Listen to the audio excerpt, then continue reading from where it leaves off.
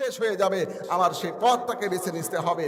সুতরাং হারাম রিলেশন আর এই নারীর পিছনে ঘুরে নিজের মূল্যবান সময়, নিজের মূল্যবান যৌবন সম্পদটাকে নষ্ট করো না। কথা বলো ঠিক কিনা? সুতরাং প্রিয় যুবক ভাইয়েরা, তোমরা যদি এই খারাপ কাজগুলো, ফাহিশা কাজগুলো, সমাজের নিষিদ্ধ কাজগুলো, কোরআন এবং হাদিসের মাধ্যমে নিষিদ্ধ কাজগুলোকে পরিহার করে তোমরা যদি সঠিক পথে পরিচালিত হও, সমাজের মধ্যে আর গাঁজাখোর থাকবে না, সমাজের মধ্যে আর চুয়ানিখোর থাকবে না, সমাজের মধ্যে আর বাবাখোর থাকবে না।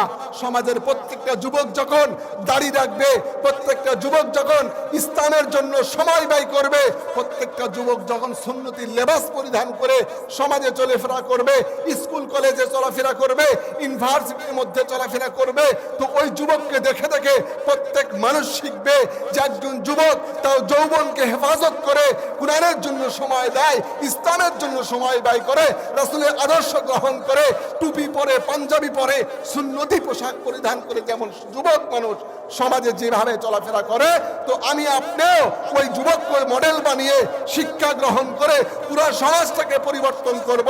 আমি তুমি যুবক যখন এ চিন্তা করব পর্দাশীল কোনো নারী ছাড়া, দিনদার কোনো মেয়ে ছাড়া আমি আপনি বিবাহ করব না, তো এক পর্যায়ে দেখা যাবে প্রত্যেকটা নারী বিবাহের জন্য হলেও, তাদের বাবা মায়ের চাপে হলেও পর্দাশীল হবে, ইসলাম প্রিয় হবে, নামাজি হবে, বাবা মায়ের সেবা করবে, খেদমত করবে, পরিপূর্ণ দ্বীনের মধ্যে দাখিল হয়ে যাবে। কথা বলো ঠিক কিনা?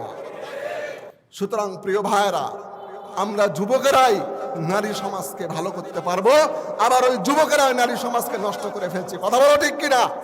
এজন্য যুবক তোমরা অন্তত এটা চিন্তা করো যে বাবা মা বড় করেছে, তাদের দায়িত্ব তো এখন আমার বুঝবান শক্তি পর্যন্ত পৌঁছিয়েছে, এখন আমার নিজের জ্ঞানে নিজেকে বুঝে সমাজে সঠিকভাবে পরিচালিত হতে হবে, আরাম রিলেশন বাদ দিতে হবে।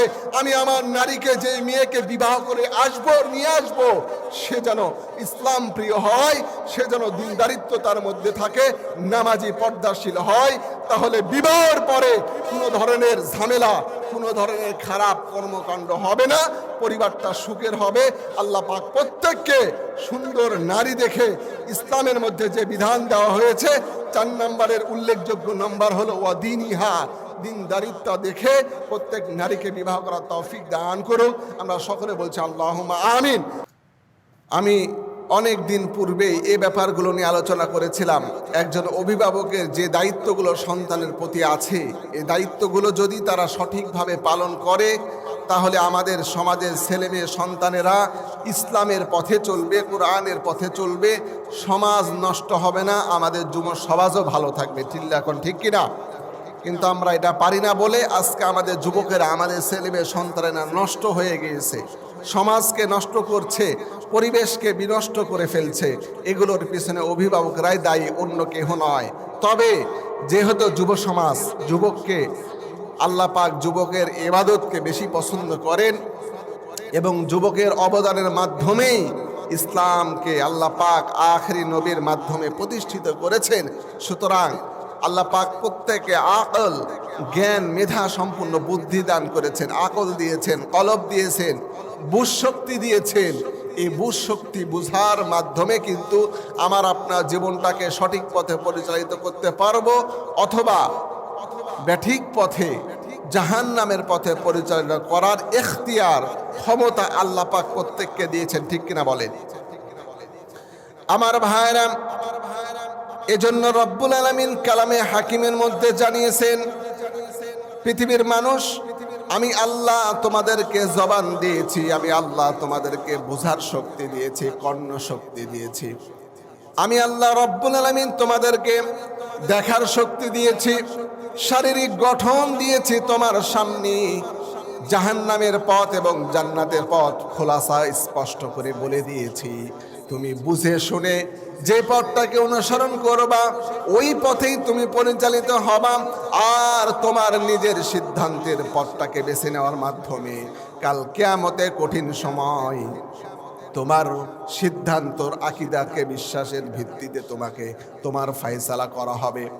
আল্লাহ রাব্বুল আমিন বলছেন, দুনিয়ার মানুষ শোনো, ওয়ালাকাদ যারানা লিজাহান্নামা কাসীরাম মিনাল জিন্নি ওয়াল ইনস লাহুম কুলুবুন লা ইয়াফকাহুনা বিহা ওয়া লাহুম আ'য়ুনুন লা ইউবসিরুনা বিহা ওয়া লাহুম আযানুন লা ইয়াসমাউনা বিহা। রব্বুল আলামিন জানালেন, পৃথিবীর মানুষেরা শুনে রাখো, আমি আল্লাহ নিজেই এক শ্রেণীর মানুষ এবং জিন জাতিকে সৃষ্টি করেছি তাদেরকে জাহান্নামে দেওয়ার জন্য।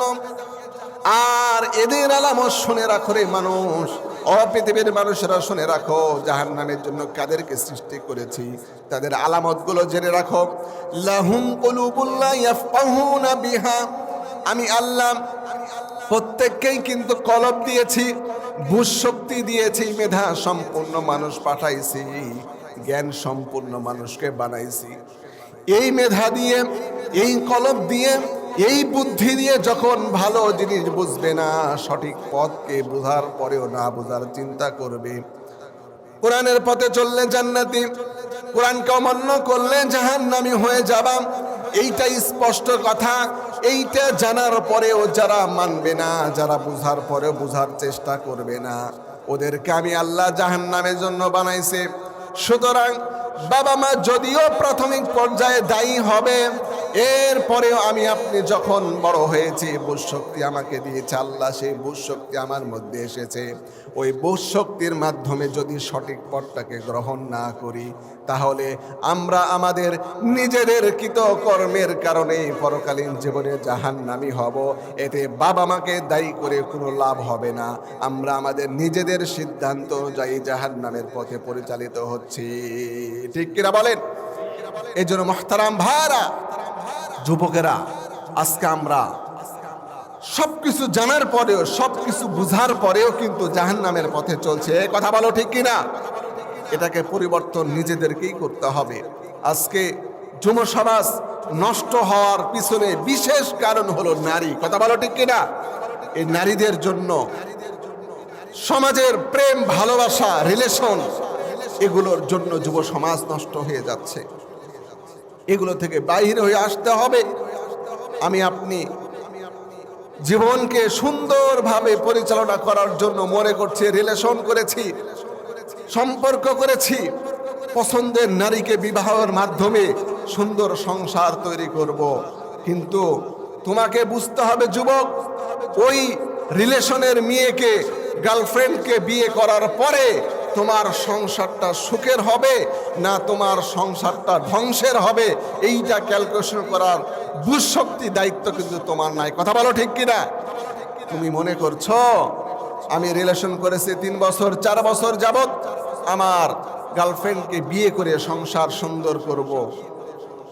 তোমার রিলেশনের সময়, বিবাহের আগে তোমার বাবা থেকে টাকা নিয়ে, অর্থ নিয়ে, বাবার সংসারের সময় নষ্ট করে, গার্লফ্রেন্ডকে সময় দিয়ে, বাবার উপার্জিত অর্থ নিয়ে, পড়াশোনার নামে টাকা উত্তোলন করে উঠিয়ে ওই টাকা গার্লফ্রেন্ডের পিছনে খরচ করে যখন দীর্ঘ রিলেশন করার পরে ওই নারীকে ঘরে নিয়ে আসবা, তো মনে রাখতে হবে যে নারী হারাম পন্থায় রিলেশন করে তোমার ঘরে এসেছে, ওই নারীর পেট থেকে তোমার গর্ভে তোমার ওরসের সন্তান ইসলামপন্থী, সঠিক কোরআনের ধারক বাহক কখনোই হতে পারে না। ঠিক কিনা বলো? কারণ তার সম্পর্কটা শুরু হয়েছে, তার দুনিয়াতে আসার মাধ্যমটা তৈরি হয়েছে ওই বাবা মা, যেই বাবা মা ইসলাম বিদ্বেষী কাজ করে, ইসলাম নিষেধাজ্ঞা যে বিধানকে দিয়েছে, হারাম রিলেশন সম্পর্কের মাধ্যমে ওই মেয়েকে পছন্দ করে নিয়ে এসে বিয়ে করে, আর সিনা আমের গাছ লাগিয়ে ফজলি আম, ন্যাংরা আম যেমন পাওয়া যায় না, তেমন হারাম রিলেশন করে ওই মেয়েকে বিবাহ করে ওর পেট থেকে কখনো সৎ, ইমানদার, দিনদার, ইসলাম প্রিয় কোনো সন্তান আশা করা যায় না। ঠিক কিনা বলো? সুতরাং প্রিয় যুবকেরা শোনো, এই হারাম রিলেশনগুলো বাদ দিতে হবে। ইসলামের জন্য তোমাকে সময় দিতে হবে। ইসলামের জন্য আল্লাহ পাক তোমার ইবাদতটাকে সবচাইতে বেশি পছন্দ করে। আমি আপনি যদি মনে করি হজ করে আসার পরে দাড়ি পেকেছে, চুল পেকেছে, দুনিয়ার সব ধ্যান ধারণা কাজ কাম বাদ দিয়ে আল্লাহর জন্য, ইসলামের জন্য সময় দেব, আল্লাহর জন্য সারা মাস সারা দিন বসে বসে মসজিদে খালি জিকির করব, নামাজ পড়বো, ইবাদত করব, তো আপনার ইবাদত ঠিকই হবে। কিন্তু যৌবনকালে যুবক বয়সে যে সুন্দরভাবে রুকু করে সুন্দরভাবে সেজদা দিয়ে সুন্দরভাবে আল্লাহর ইবাদত যুবক বয়সে করা সম্ভব, ওই ইবাদত বৃদ্ধ বয়সে কিয়ামত পর্যন্ত সম্ভব না, ঠিক কিনা বলেন? কারণ আমি আপনি বৃদ্ধ বয়সে মাজার ব্যথা, হাঁটুর ব্যথা, বিভিন্ন অসুস্থতার কারণে সঠিকভাবে কিন্তু নামাজ অন্যান্য ইবাদত করতে পারবো না। এজন্যই আল্লাহ রাব্বুল আলামিন যুবকের ইবাদতটাকে, যৌবনকালের ইবাদতটাকে সবচাইতে পছন্দ এবং শ্রেষ্ঠত্ব দিয়েছেন। চিল্লা বলেন সুবহানাল্লাহ। সম্মানিত যুবক ভাইরা, সমাজকে পরিবর্তন করতে হবে, আর এই সমাজ পরিবর্তন হবে তোমার মাধ্যমে। তুমি যুবক, তোমার অবদানেই কিন্তু সমাজ পরিবর্তন হবে, বাংলাদেশ পরিবর্তন হবে, রাষ্ট্র ব্যবস্থাপনা পরিবর্তন হবে। ওই বৃদ্ধ বয়সে যে যদি তুমি চিল্লা পাল্লা করো, তোমার ওই চিল্লা পাল্লার, তোমার ওই কথার তেমন একটা দামও কেউ দেবে না। কিন্তু তুমি যখন টকবকে যুবক, ইসলামের জন্য সঠিক পন্থায় সঠিক পদ্ধতিতে রাষ্ট্র পরিচালনা করার জন্য অবদান রাখবা, দুটা কথা বলবা, লোকের সামনে দাঁড়িয়ে যাবা, তো তোমার যুবকের বডি আর চেহারার দিকে তাকিয়ে অর্ধেক সংশোধনের জন্য প্রয়াস হয়ে যাবে, ঠিক কিনা বলো? এই জন্য এটা চেষ্টা করতে হবে। খালি গার্লস স্কুল খোলার ছুটি দেওয়ার সময় গেটের সামনে এতিমের মতো, মিসকিনের মতো দাঁড়িয়ে থেকো না। মহিলা কলেজের সামনে দাঁড়িয়ে থেকো না, কখন গার্লফ্রেন্ড বের হবে তাকে দেখবো। সম্মানিত ভাইরা, যুবক ভাইরা, তোমরা আজকে হারাম রিলেশনের মাধ্যমে বাবা মায়ের সাথে খারাপ আচরণ, এই যে আমরা কত ফেসবুকে দেখি, বিভিন্ন নিউজে, বিভিন্ন মাধ্যমে আমরা দেখতে পাই, যুবকেরা, ছোট ছোট বাচ্চারাও পর্যন্ত রিলেশন করে, সম্পর্ক করে, বাবা মায়ের সাথে খারাপ ব্যবহার করে, বাবা মায়ের সাথে গালিগালাজ করে, অর্থের চাপে বাবা মাকে হত্যা পর্যন্ত করে। অনেক ঘটনা আছে না নাই? কথা বলেন। আছে আমার ভাইরা। এই জন্য যুবকদেরকে বলবো, তোমাদেরকে বাবা মা বড় করেছে, বাবা মা বড় করে বুঝার শক্তি আল্লাহ পাক তোমাকে এখন দিয়েছে। সুতরাং তোমাকে বাছাই করতে হবে, বুঝতে হবে আমি কোন পথে চললে ইসলামের পথে চলতে পারবো, কোন পথে চললে আমি বিফল হয়ে যাব, আমি গাফেল হয়ে যাব, উদাসীন হয়ে যাব, আমি পরকাল একদম নিঃশেষ হয়ে যাবে, আমার সেই পথটাকে বেছে নিতে হবে। সুতরাং হারাম রিলেশন আর এই নারীর পিছনে ঘুরে নিজের মূল্যবান সময়, নিজের মূল্যবান যৌবন সম্পদটাকে নষ্ট করো না। কথা বলো ঠিক কিনা? সুতরাং প্রিয় যুবক ভাইয়েরা, তোমরা যদি এই খারাপ কাজগুলো, ফাহিশা কাজগুলো, সমাজের নিষিদ্ধ কাজগুলো, কোরআন এবং হাদিসের মাধ্যমে নিষিদ্ধ কাজগুলোকে পরিহার করে তোমরা যদি সঠিক পথে পরিচালিত হও, সমাজের মধ্যে আর গাঁজাখোর থাকবে না, সমাজের মধ্যে আর চুয়ানিখোর থাকবে না, সমাজের মধ্যে আর বাবাখোর থাকবে না।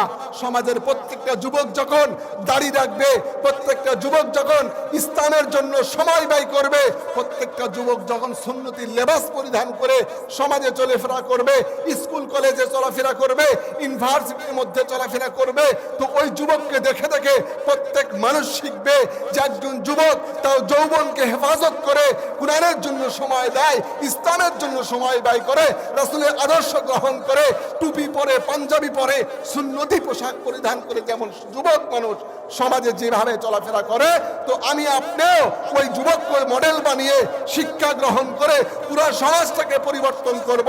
আমি তুমি যুবক যখন এ চিন্তা করব, পর্দাশীল কোনো নারী ছাড়া, দিনদার কোনো মেয়ে ছাড়া আমি আপনি বিবাহ করব না, তো এক পর্যায়ে দেখা যাবে প্রত্যেকটা নারী বিবাহের জন্য হলেও, তাদের বাবা মায়ের চাপে হলেও পর্দাশীল হবে, ইসলাম প্রিয় হবে, নামাজি হবে, বাবা মায়ের সেবা করবে, খেদমত করবে, পরিপূর্ণ দ্বীনের মধ্যে দাখিল হয়ে যাবে। কথা বলো ঠিক কিনা?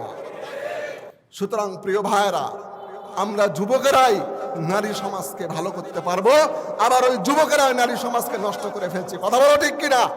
এজন্য যুবক তোমরা অন্তত এটা চিন্তা করো যে বাবা মা বড় করেছে, তাদের দায়িত্ব তো এখন আমার বুঝবান শক্তি পর্যন্ত পৌঁছিয়েছে। এখন আমার নিজের জ্ঞানে নিজেকে বুঝে সমাজে সঠিকভাবে পরিচালিত হতে হবে। আরাম রিলেশন বাদ দিতে হবে। আমি আমার নারীকে, যে মেয়েকে বিবাহ করে নিয়ে আসবো, সে যেন ইসলাম প্রিয় হয়, সে যেন দিনদারিত্ব তার মধ্যে থাকে, নামাজি পর্দাশীল হয়। তাহলে বিবাহের পরে কোনো ধরনের ঝামেলা, কোনো ধরনের খারাপ কর্মকাণ্ড হবে না, পরিবারটা সুখের হবে। আল্লাহ পাক প্রত্যেককে সুন্দর নারী দেখে ইসলামের মধ্যে যে বিধান দেওয়া হয়েছে, 4 নম্বরের উল্লেখযোগ্য নম্বর হলো ওয়াদিনিহা, দিনদারিত্ব দেখে প্রত্যেক নারীকে বিবাহ করার তৌফিক দান করুন। আমরা সকলে বলছি আল্লাহুম্মা আমিন।